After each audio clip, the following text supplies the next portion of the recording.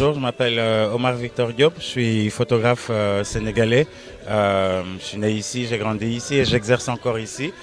Et lors de cette biennale, j'ai voulu faire le don d'une œuvre à la Résidence de France sous la forme d'un autoportrait dans lequel je rends hommage à la mémoire d'un fils du Sénégal et d'un fils de la France, Jean-Baptiste Belley, né en 1746, là sur l'île de Gorée, et qui est devenu le premier parlementaire noir de la République française au lendemain de la Révolution en 1793.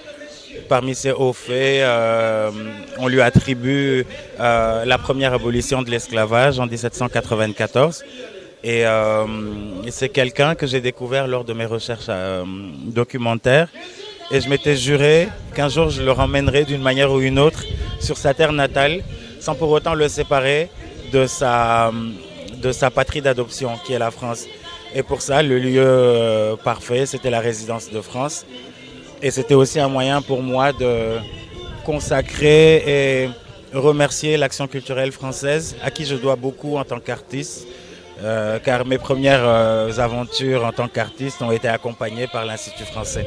Et ça, j'en suis très reconnaissant. Absolument, absolument. Je crois que c'est une vraie spécialité sénégalaise. On a toujours été à la croisée des chemins, avec une culture résolument africaine, mais aussi arabo-musulmane, et des influences créoles, européennes et même anglophones. C'est ce qu'on fait de mieux au Sénégal et c'est pour ça qu'on vit mieux avec le reste du monde. Et si je peux y apporter ma contribution, c'est toujours avec plaisir. Dernière question, Monsieur Diop, le Dakar de 2018, quelles sont les tendances par rapport à la photo que vous avez remarqué, une certaine évolution ou bien qu'est-ce qui se passe concrètement par rapport à l'évolution de la photographie?